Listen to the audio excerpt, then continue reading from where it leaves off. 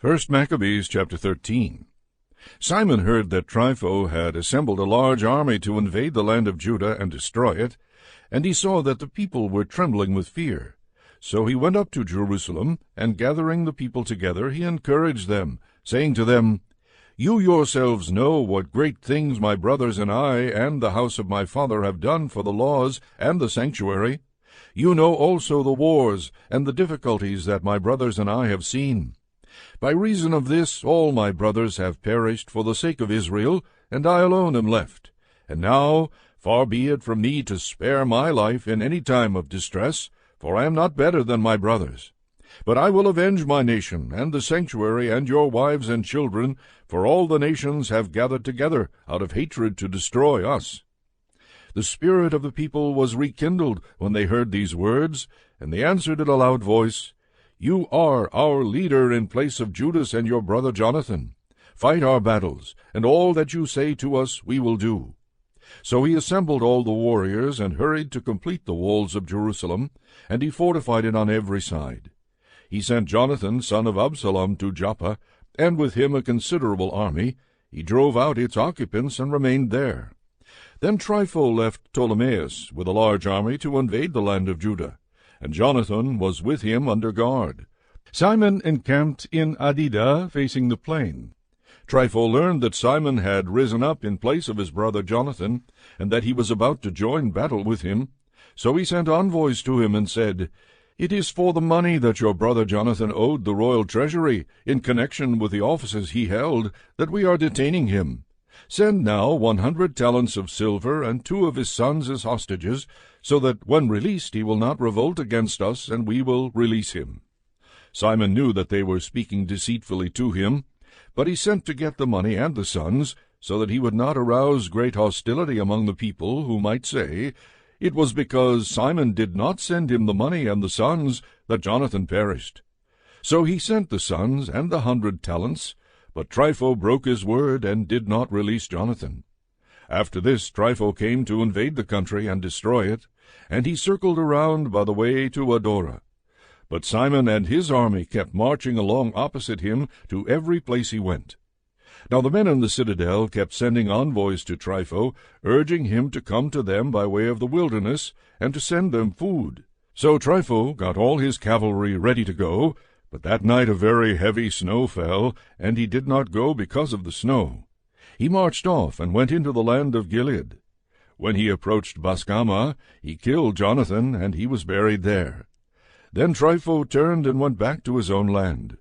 Simon sent and took the bones of his brother Jonathan, and buried him in Modin, the city of his ancestors.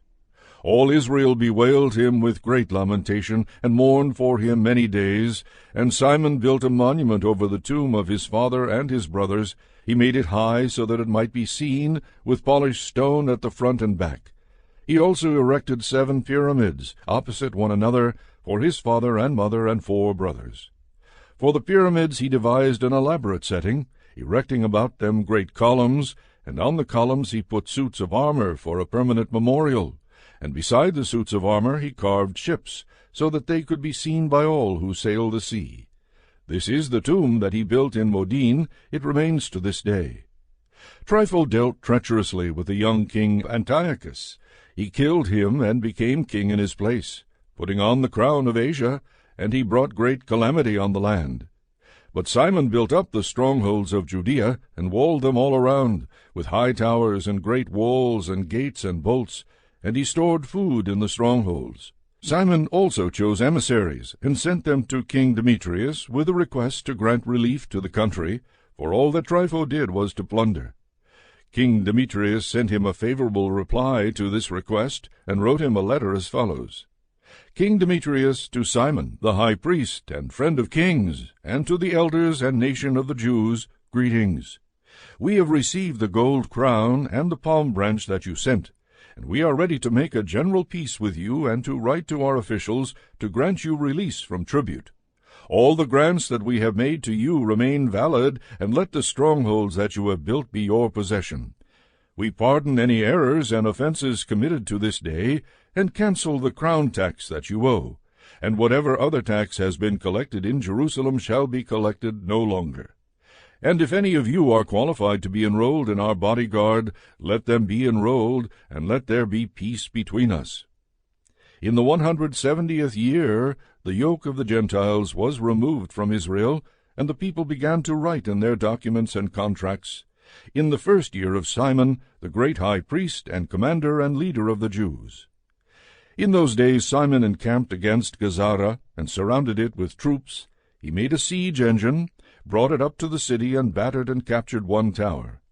The men in the siege engine leaped out into the city, and a great tumult arose in the city. The men in the city, with their wives and children, went up on the wall with their clothes torn, and they cried out with a loud voice, asking Simon to make peace with them. They said, "Do not treat us according to our wicked acts, but according to your mercy." So Simon reached an agreement with them, and stopped fighting against them. But he expelled them from the city, and cleansed the houses in which the idols were located, and then entered it with hymns and praise. He removed all uncleanness from it, and settled in it those who observed the law. He also strengthened its fortifications, and built in it a house for himself. Those who were in the citadel at Jerusalem were prevented from going in and out to buy and sell in the country. So they were very hungry, and many of them perished from famine. Then they cried to Simon to make peace with them, and he did so. But he expelled them from there, and cleansed the citadel from its pollutions. On the 23rd day of the second month, in the 171st year, the Jews entered it with praise and palm branches, and with harps and cymbals and stringed instruments, and with hymns and songs, because a great enemy had been crushed and removed from Israel. Simon decreed that every year they should celebrate this day with rejoicing. He strengthened the fortifications of the temple hill alongside the citadel, and he and his men lived there. Simon saw that his son John had reached manhood, and so he made him commander of all the forces, and he lived at Gazara.